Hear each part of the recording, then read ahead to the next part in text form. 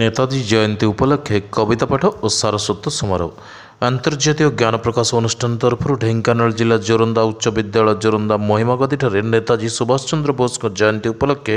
एक कविता पाठ और ढेंकानाल जिला स्तरीय सारस्वत समारोह अनुष्ठित हो जाए। ज्ञान प्रकाश मुख्य डॉक्टर ज्ञानचंद शतपथी योगदान कर नेताजी स्मृतिचारण सहित ढेंकानाल जिलार ऐतिह्य संस्कृति तथा विश्व प्रसिद्ध जोरंदा गादी और कपिलास पीठर महत्व सहित कविता पाठ ज्ञान प्रकाश विषय में वक्तव्य रखिते। ढेंकानाल अंचल संवाद साहित्यकार कवि और कवयित्री माने तथा सांबादिक तारकांत नायक और आनंद चंद्र महांती मध्य योगदान कर नेताजी स्मृतिचारण करथिले।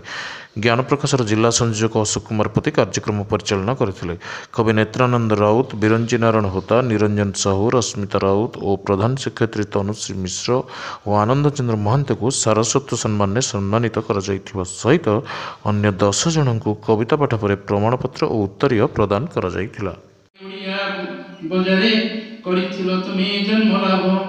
पिता तुम थिले जानकीनाथ माता प्रभावती देवी कोले भारत मातार कुल धन्य करी जनमिल कि पुण्य बळे भ्राता तुम थिले शरद चंद्र तो स्वाधीनता युद्धे महारथी इतिहास गाए से अमर गाथा बुद्धिमान सिए थिले अति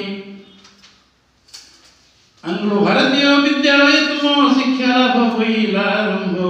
रेभेन्सार कॉलेज एटे स्कूल रे करिथिलो तुमे अध्ययन कलिकता हाई प्रेसिडेंसी कॉलेज आईए पास तुम शेष करी दर्शन शास्त्र सर्टिस्ट रूपी पाठ तुम्हें देल सारी आईसीएस परीक्षा देवा तुम्हें लंडन नगरे गल चली 6 मास उत्तर आईसीएस पाई देश हित देल मन ढाड़ी इंग्लैंड फेरी गांधी सहित सहयोग जोग उच्च चाकरी मोह भूली गल देश देल आत्मबड़ी